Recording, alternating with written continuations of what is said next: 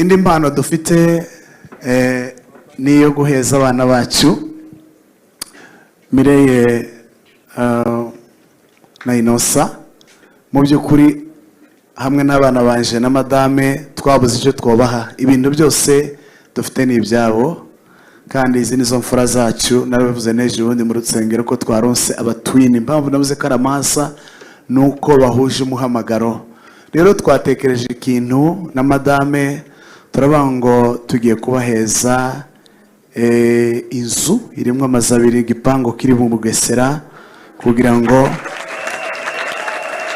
rero twahise tuzana n'ibyangombwa byayo kugira ngo tubibashyikirize na madame. Muraho, turabasuhuje kandi dushimiyemo n'Imana ko itugejeje kuri uno munsi udasanzwe, ituboneye umwanya mwiza wo kuba muri kino kibanza ku munsi Imana yateguye. Ndashima mu magambo magufi kugira ngo niko umwanya ubaze kandi niko bawugennye, ni byiza cyane. Ikintu cya mbere nshimiye ku gihe cy'Imana, Imana yaduteguriye kino. Mu by'ukuri impamvu uvuze ngo igihe cy'Imana nuko mu masezerano twari dufite tutagiye muri birebire, nuko umwana wacu w'imfura azoshakwa mu rugo rw'abakristo kandi bazi Imana. Aya masezerano twayigize akivuka akiri muto cyane. Rero iki ni cyo kintu cya mbere nshimiye mu Imana. Ikindi cya kabiri nshimiye Imana kuko Imana yamuduhaye nk'impano, n'izina rye Ingabire ryavuye mu masezerano turi Burundi.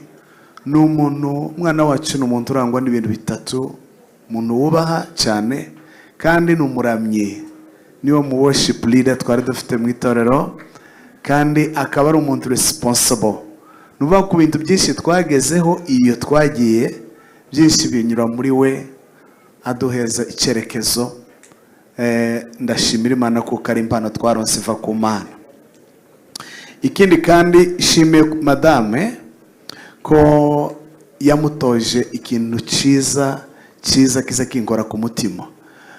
Ni umuntu yageze iyo twagiye ari muto, ariko ahita mutoza ururimi rwacu rw'ikinyamurenge mu buryo Mireye kuriya 100% afite umuco wa kinyamurenge wuzuye, n'icyongereza ntaza kunda no kukivuga cyane kugira ngo kitamutakaza ururimi rwiwe.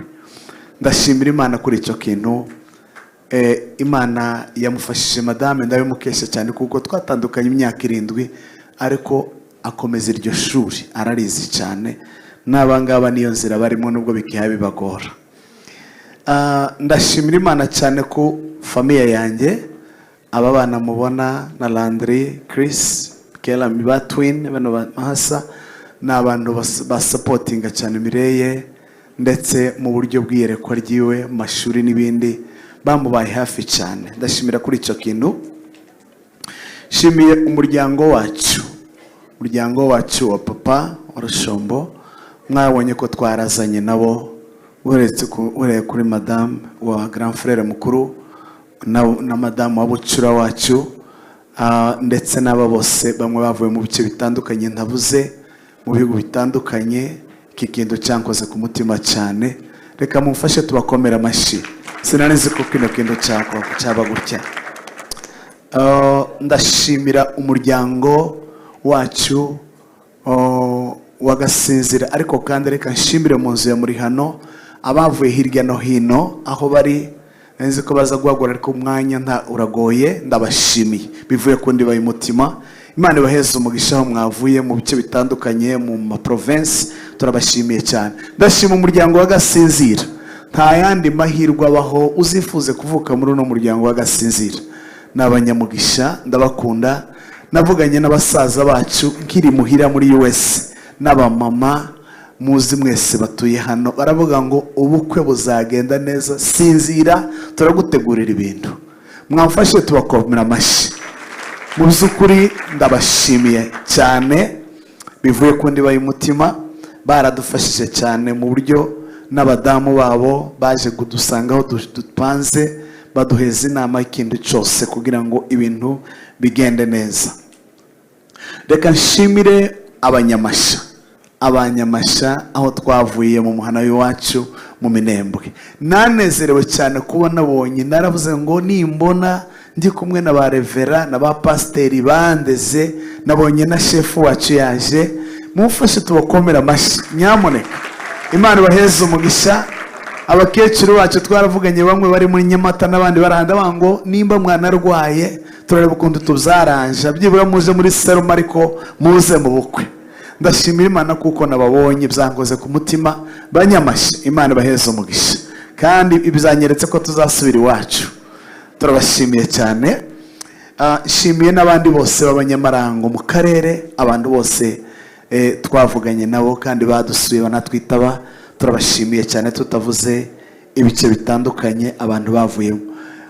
Shimiye itorero ryacu rya Abundant Life twari turimo, iryo Mireille yaririmbagamo, tubereye abashumba. Mu by'ukuri bakoze iyo bwakabaga kugira ngo bazane umwana. Ndashima Imana kuko ndetse bakoresha imbaraga zabo, ndabashimiye cyane. Shimiye itorero, nubwo mubona iriya matora ariko kandi dufite iyo twavuye, abantu batuyoboye ndabashimiye cyane kuko mwaronse umwanya wo twitaba kugira ngo muze tubane muri bino birori by'umwana wacu.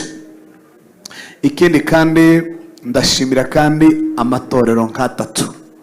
Uno mwana wacu yavukiye ku Mugeti, ni ukuvuga ngo muri torero rya Kadesi.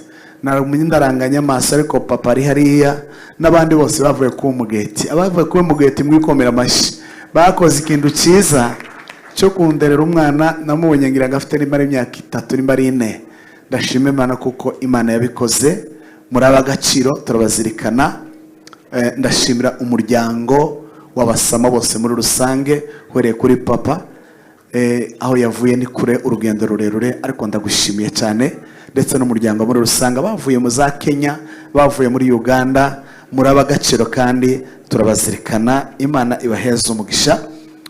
Mu gusoza, madama amaze kuvuga, turaza gutanga impano, kandi ndaza gutanga impano mu buryo bubiri nimba biza gukunda, kugira ngo tuze twese gusaranganya umwanya.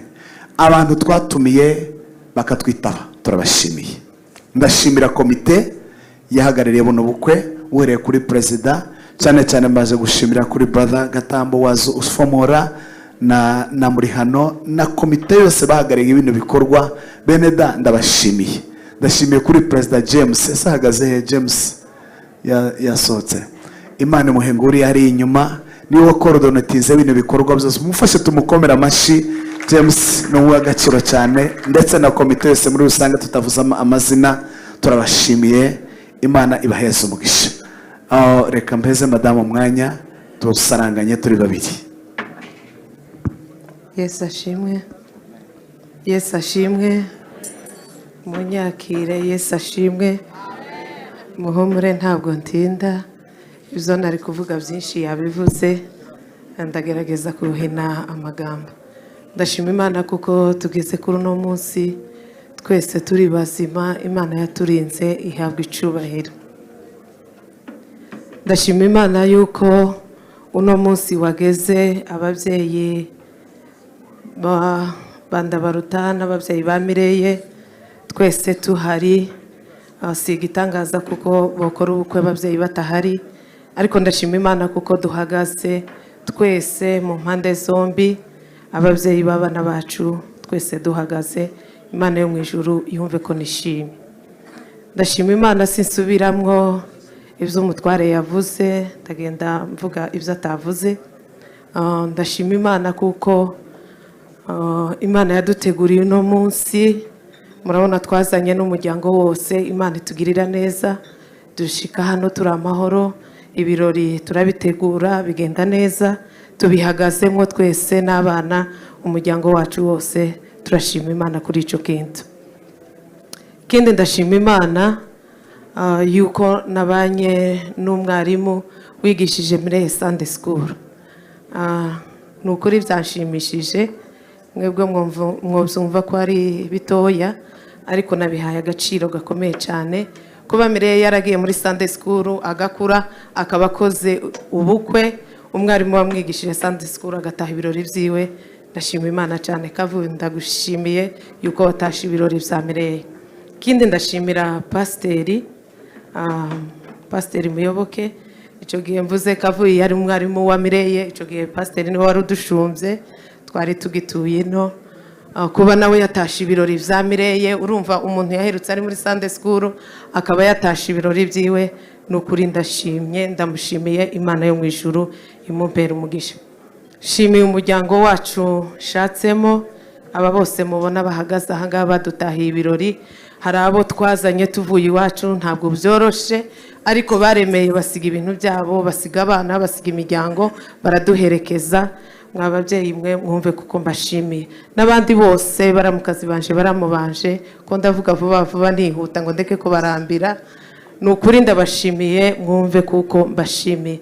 Kindi ndashima Imana kuko nabanye n'umuryango wanje mvukamwo, umuryango w'abagunga banyitabye. Mwabagunga mwe ndabashimiye mwese, buri umuntu wese ahari yumve kuko mushimiye. Hari abo nabonye peruka ntarabyara Mireye, ariko twongeye guhura turi mu birori byiwe. Imana yo mu ijuru yabikoze ihabwa icyubahiro.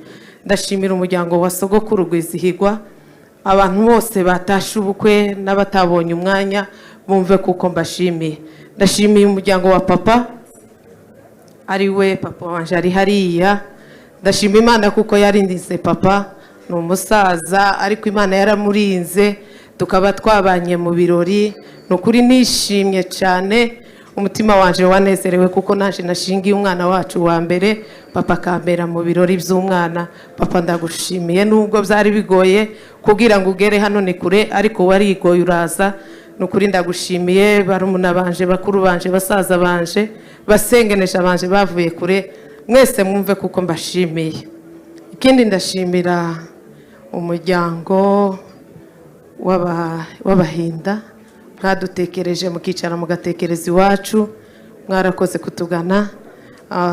Turacyafite abandi ko murabona izindi nkumi ziraha, muzagaruke kuba mwaradukunze. Izi ni inkumi ziraha, ariko kandi dufite n'abandi basore hano, natwe ga muzoduha abageni ntimwagumaga kudutwarira, natwe muzoduhe. Nukuri twoshima bugaca bukira. Dushimiye abana bacu batweretse ibirori. Mireye na Ndabaruta turabashimiye kandi turabiyegereje, ni mwe mfura zacu. Aba bose muzabatoza umuco mwiza, turabizi ko muri abana beza, ibyo muzi muzabyigishe bano barumuna banyu. Nukuri twoshima. Dushimiye abantu bose, uwo tutavuze mu izina yumve kuko tumushimiye. Shimiye abantu bavuye iwacu muri Arizona, abo bantu kandi bari hano ari benshi. Umuyobozi wa gahunda nuza kubona umwanya ubahe bashimwe mu muntu umwe. Ni abantu benshi baduherekeje, badutahiye ibirori. Nukuri abantu bo muri Arizona turabashimiye. Shimiye pare na marene bahagaze mu birori by'abana bacu bakagenda neza. Murabona kuko basa neza, namwe ndagira ngo mwakwifuza kuko bababera pare na marene w'abana banyu. Ndabashimiye. Imana yo mu ijuru ibampera umugisha. Murakoze. Mu babyeyi barakoze. Reka dufate umwe muri ba nyina wabo, turafata n'umwe muri ba se wabo. Murabizi ko ndi umugabo. Murakoze. Twese ni ugushima. Mu by'ukuri imbere ndabanza shimira umuryango wa Gasinzira, ari wo muryango wacu, umuryango mugari, kuba mwaritabiriye buno bukwe. Uhereye kuri perezida wacu twese n'abandi twese uburyo twitabiriye, nabonye mwaje mwese muri benshi, kuba mwitabiriye mwese ndabashimiye. Icyongeyeho mu by'ukuri nanone ndashimira umuryango w'abahinda bemeye kuduhitamwo, kandi icyo nshima cyane ni ukuvuga yuko mu by'ukuri Petit Frere yari kure, ariko ndatekereza kuko ari njye wabigiyemo cyane mu buryo bwo gusaba n'ibindi byose. Ariko icyo nshima cyane ni uko muri abantu beza kandi ntimwigeze mutugora. Ibintu byose twavuganaga mu by'ukuri twarumvikanaga. Nabonye muri abantu beza, muri abantu b'imfura, kandi muri abantu b'abakirisitu. Turabashimiye. Ikindi nanone ndashimira umuryango wo mwa papa. Umuryango wo mwa papa hari ikintu mbashimira wenda batabashiye kuvugaho, ubumwe ho babuvuze birumvikana, ariko hari ikintu nshima cyane nuko tutaza dutandukanya umwana w'umuhungu n'umukobwa, twe bose tubafata kimwe. Iyo umukobwa agiye gukora ubukwe mu by'ukuri dufata tunganira mugenzi wacu, buri muntu kuva kuri mukuru wacu Pastor Denis kugeza kuri Alex Bucura, buri muntu wese agatanga inkaka kwa kundi tubikorera abana b'abahungu. Ibyo nibyo biza bikorwa, icyo kintu ndakibashimira cyane.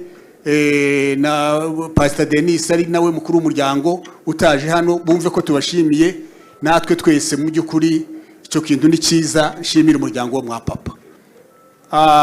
Ikindi nanone ndashimira umuryango wo kwa Muyomba, nababonye baje mu by'ukuri nubitira, kandi bamwe bamaze gusaza, ariko mu by'ukuri nabonye Muyomba n'abandi bose mwaje ku bwinshi, ni ukuri turabashimiye, Imana ibahe umugisha. Kandi turashimira nanone n'abanyamasha, naravugaga ngo nimbona abanyamasha bose baje nkuko tubyifuza nzashima, ariko mu by'ukuri baje hano, ariko no mu rugo iminsi tuhamaze abanyamasha bakomeje baza. Icyo kintu ni ukuri mwakoze, mwagize neza, Imana izabibahe umugisha, kandi muhorane ubwo bumwe. Ni umuntu wo mu masha wese muzamwumva kuko ari umuvandimwe. Turashimira n'abanyamarango bose nkuko bimeze. Kindi ndashimira abapastori bacu, mu by'ukuri nababonye nubwo ari ba Muyomba, ariko kuba ari bo badutoje ubutumwa tukaba tugeze aha ngaha, turabibashimira. Ikindi nanone ndashimira abana bacu, ndashimira Mireye. Ni ukuvuga ko Mireye ndamushimira cyane kuko namuherutse ari umwana mutoya, yahitiye iwanjye mbere yuko ajya Cyangugu, ariko kongera kumubona n'ubu ngubu aje gukora ubukwe, ntabwo ari uyu munsi na cyagihe nyinaza mu buryo bwa eta civile n'ibindi. Cyo kindi rero kuba yaratweretse ibirori, yitwaye neza, kandi abo umwana w'ubwenge, abo umwana w'umukristo, umwana w'ifura. Ubwo rero tukaba nawe mu by'ukuri kuba nanone ataraciye inyuma y'itorero, turamushimiye. Nkaba nashimiye inshuti zose twatumiye, abantu bose twatumiye, mukaba mwatwitabiriye. Ubwo rero mu kurangiza ndagira ngo hari impano twateguye, madame yateguye guha mugenzi we, mukeba we washingiye uyu munsi, unemerera ze kugira ngo tuyimuhe, kugira ngo turangize. Ubwo nuko ni impano yabo. Ubwo iyo tuvuze mama Mireye na papa Mireye twese turakoraho. Murakoze.